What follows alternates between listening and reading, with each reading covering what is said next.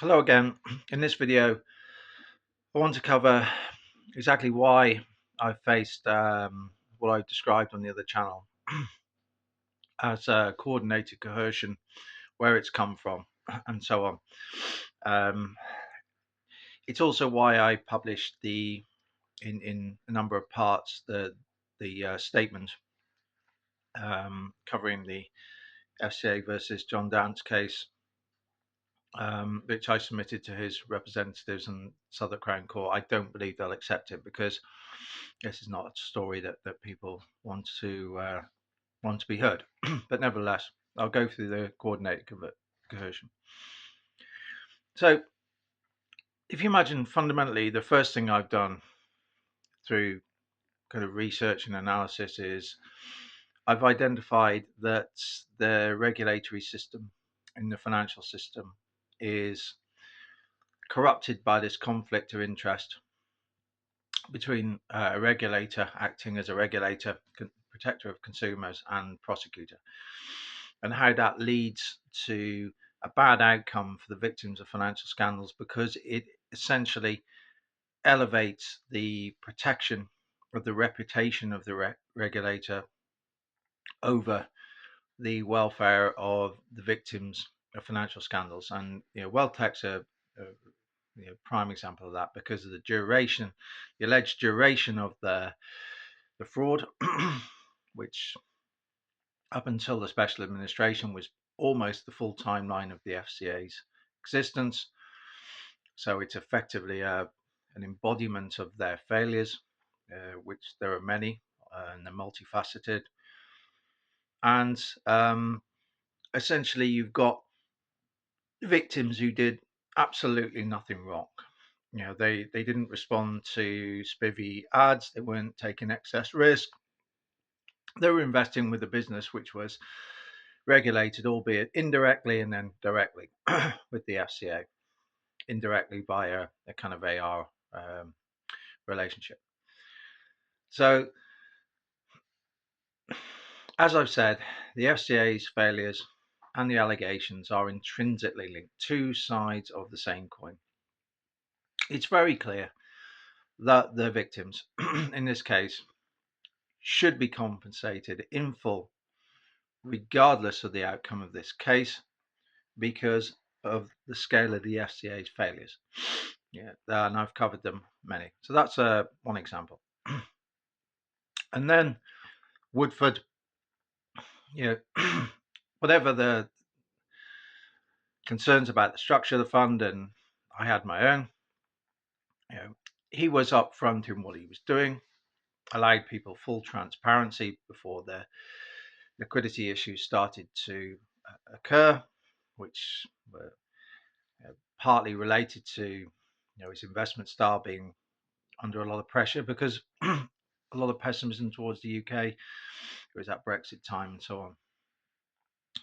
And I would argue that the structure of the fund exacerbated those. But nevertheless, he wasn't hiding what he was doing.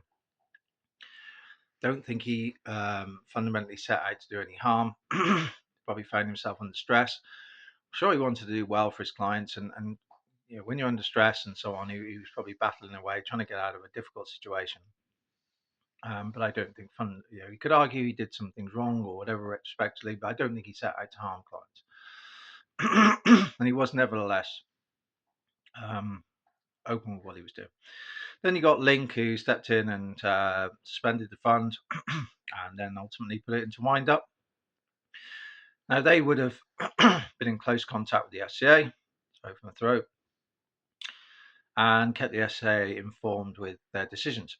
So right the way through, the FCA would have had full transparency of what was going on, and we ended up in a situation where worst case scenario for the investors, with large amounts of assets being fire sold at depressed prices. So you have, whatever you believe of Woodford and Link, the FCA were there all the way with total transparency in terms of what was happening. The industry could see it, and then I think in terms of the Woodford portfolio, and then afterwards, Link were making their decisions. The FCA were informed, so you can see They then scheme an arrangement because they can't take enforcement action really against Link, because Link would no doubt just say, well, you were kept informed. And investors get something back. There's plenty of material out there that they feel they were misled, and the FCA were very tricky in how they presented it to the media and so on. And again, you could argue that they have been treated very poorly because the whole thing is more biased towards protecting the reputation of the regulator, the FCA, who saw it from start to finish or had the means to do it, than attending to the hardship of the victims. So it's another example. So these are real facts, and the system is almost doomed to fail and keep serving victims poorly because of this. You can't deny it. And it needs urgent reform, in my opinion. Nobody wants to listen, but I believe I've made my case. And this is a problem throughout the WellTech situation. I sort of made it clear to the FCA that we were looking closely at this and how victims were being treated, how they were communicated, in our mind, misleading the public in terms of the expediency of their actions, how these conflicts of interest, how they were going to be managed in the context of a fair trial, and so on. And we weren't getting good answers.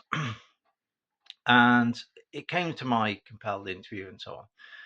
And this is when the threat started, because I previously said until we can get to the bottom of these situations and how these conflicts of interest are going to be managed, I can't be part of a system. I can't assist a prosecutor that I believe is putting their own interests above the victims. And in my compelled interview, Middleditch and Hepworth tried to sort of bounce me, threaten me into firstly not continuing these investigations, and in terms of the scale of their catastrophic errors in wealth tech and these conflicts of interest. So firstly, threatened me against that, and then to try to push me into a position where to give a witness statement, because otherwise it wouldn't be seen as cooperation and so on. So effectively, they were saying, don't carry on with investigation and provide a witness statement, because otherwise they were making veiled threats against my career, essentially. So that's the first step of coordinated coercion. Then we've got this investigation that we were looking at in terms of the extraordinary corruption in the care and family court system, where we're deeply concerned about this profit motivation in private equity, vulnerable people, this emotional sterilization of children. In terms of my own daughter, cultural genocide, stripping her heritage, her Polish heritage, destroying any emotional attachment with her family, to essentially manufacture her into being a cash generative asset that can be traded with a private equity owned agency. So in this case, a fostering agency, which is private equity owned. Now, you've got to ask yourself, really, is it moral to do these things for profit? Because I would argue it's very, very dangerous, because you then get into a situation, and this is why you've seen a large increase in long-term care orders. It's why you've seen a big increase in private equity participation in the sector. You are effectively incentivizing people to destroy families rather than to repair them, which is something that other people are starting to pick up on now. We trace this into the financial system because you can see now who these large consolidators, these private equity businesses that bought up a lot of these agencies. It's a private equity model directly invest in themselves, and then they run funds where the investors own part of the company as well. So the private equity is a direct investor and a manager. Yeah, the managed bit, it's got its investors in a fund it's managing to invest in the business as well. And they're offshore. And I can tell you as we speak, we'll go further into it, that they are essentially, some of these investors are endowments, they are charities, and so on and so forth. So I don't think people know that they are exposed to this highly corrosive business where children are being emotionally sterilized, radicalized almost against their parents, heritage destroyed, emotionals destroyed, mass psychological abuse to turn them into tradable assets, effectively. And you can look at the previous video of my own experiences of that. And I'm going to take you through how a case works as well in future videos. So when we started to look at this and link it to the promotion of private assets, which they want to see a greater allocation to it via pension funds and things like that. So not only final salary stuff, but also the big one, defined contribution. So your GPP stakeholders and workplace pensions and so on.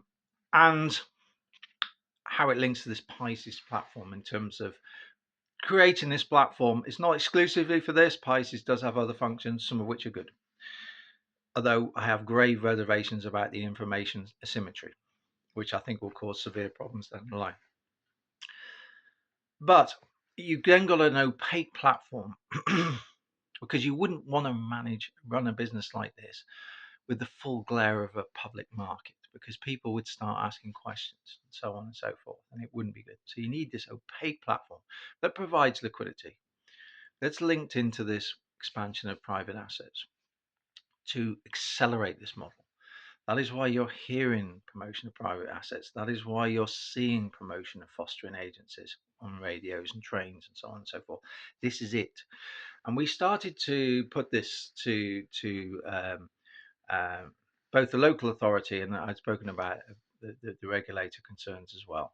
And firstly, the coercion I got from the local authority was after this case, and I've shown you that why I've been subject to police state terror, because of alarming anomalies in the evidence, unsigned statements, key witness saying they haven't seen the document, contradictions between a social worker who was psychologically and emotionally abusing my younger daughter, to swing her, try to swing her to say that she didn't want to come home. Anomalies between her account and the child guardian, and so on and so forth. So when we started to again go back to the local authority and say, we believe you're acting with racism, in our own case, we were allowed access to it twice a month. At that time, they always intended to hack away at this because of the model. Started saying, look, there's a couple of questions here. Why did you engage in this racism from the start? Took her away from her parents, never been away from 3 weeks. First meeting, you blackmail the parents into saying you can't speak Polish. So her mother, after 3 weeks, this meeting was in a contact center, so easy to get an interpreter, was not even allowed to greet her daughter, who she hadn't seen for 3 weeks. Christmas very close, wasn't even allowed to say hello, happy Christmas, how are you in Polish.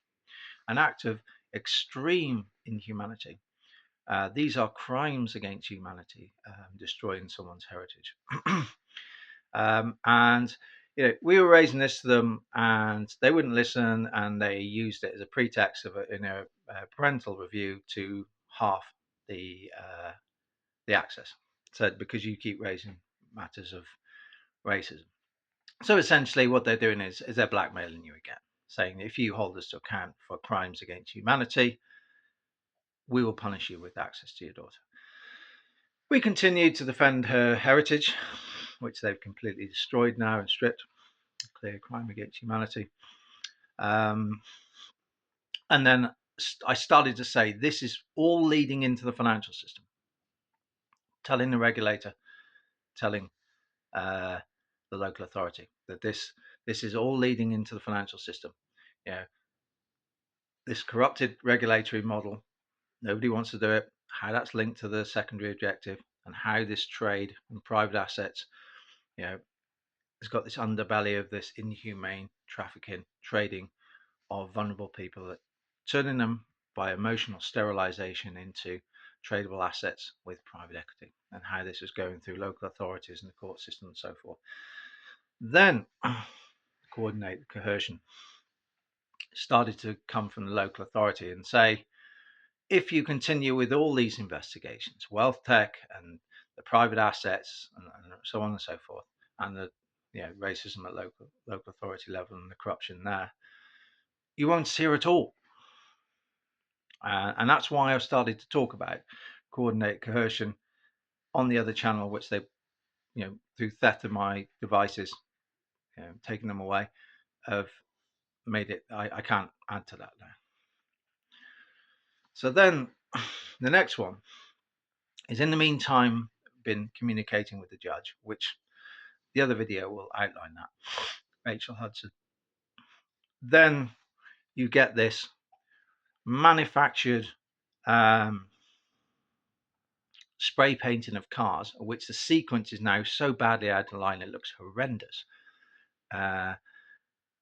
to strengthen claims of harassment, which are essentially, okay, you can argue, you could put it in different ways, but essentially trying to say this is corruption, this is racism, and unless this is addressed in a humane, amicable way, we'll have to go public with this. And I alluded to it in the other channel, saying that judges on notice, we're going to have to come public about this. All of a sudden, I'm raided. All of a sudden, my device is taken away, and I'm subject to extreme financial, extreme psychological and mental abuse, which I am now. So you can see. I hope that puts this into context of why I've spoken so much about coordinated coercion, because effectively, what I've done is trying to force a financial system to understand that it's immoral. This corrosive conflict of interest is leading to an immoral outcomes. And likewise, the family court and care system, this for-profit motivation is leading to horrendous emotional abuse, crimes against humanity, and the destruction of the family over repairing families. That's it for now. Goodbye.